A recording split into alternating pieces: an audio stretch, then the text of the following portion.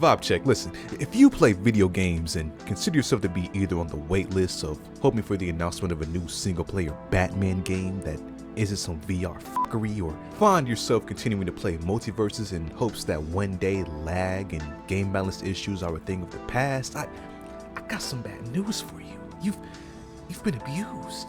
Shh. It's okay.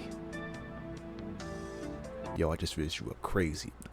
My bad. It's hard to deny that in these recent years, we've reached the biggest era of what I like to call corporate gaming.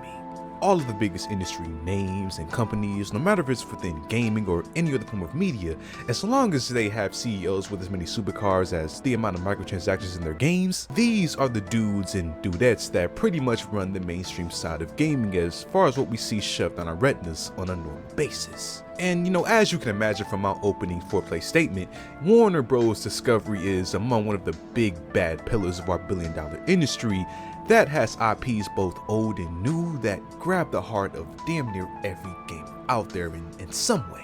And even if you're on Patrick Star timing and don't know this company for the games, they've even got movie IPs like Harry Potter or the DC Universe licenses to which they interchangeably mix within gaming forms. So even casual fans are finding reasons to pick up a controller for this company. And that's how it's been for the better part of how long I've been alive. Like, Warner Bros. Has been going hard in the paint with the amount of games that they drop on a semi-consistent basis. And what started out as almost every time banger after banger from the mid-2000s all the way to the mid-2010s has, for most players, unfortunately turned into the constant what the freaks into what the fucks. Don't get me wrong, you got Hogwarts Legacy that did amazing last year and was one of my personal favorites to play, but then you got games like Gotham Knights and Suicide Squad that me playing halfway to completion almost maybe hit a fatality on myself. And to be fair, these two titles are more extreme examples of WB's flops outside of their other game releases that came out around the same time that performed fine. But the magic of Warner Bros. IP in gaming is obviously starting to take a downturn both player feedback and monetary wise, as it was recently reported in Warner Bros. Latest earnings call that their overall gaming division saw a dip of 41% in revenue this quarter compared to this time last year when Hogwarts Legacy was still the biggest talk of the gaming town. And the execs, they aren't dumb.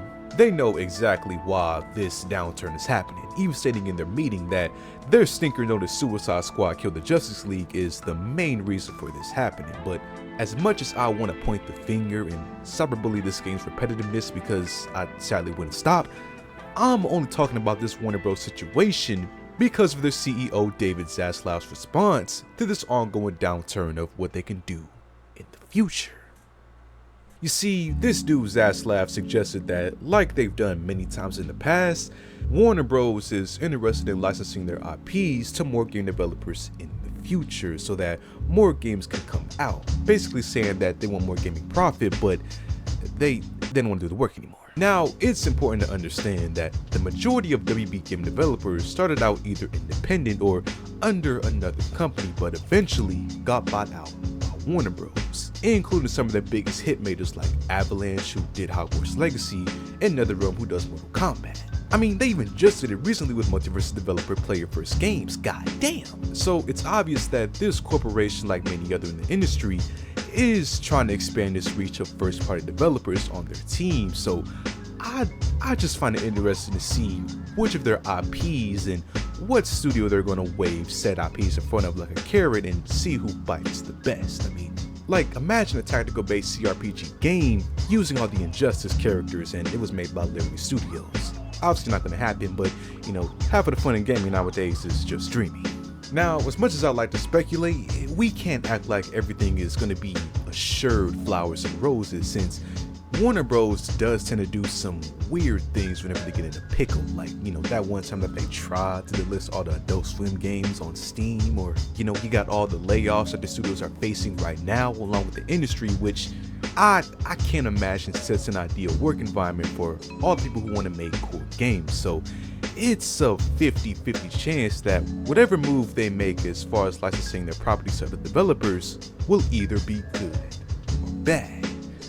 Just like the 50-50 chance that the Wonder Woman game is ever going to see the light of day, because it's been 2 years of silence. But either way, that's all that we know right now for Warner Bros. And their media plans for the future. Hopefully whatever these plans are going to be positive, but we'll just have to wait and see what the future holds for Warner Bros. And their company.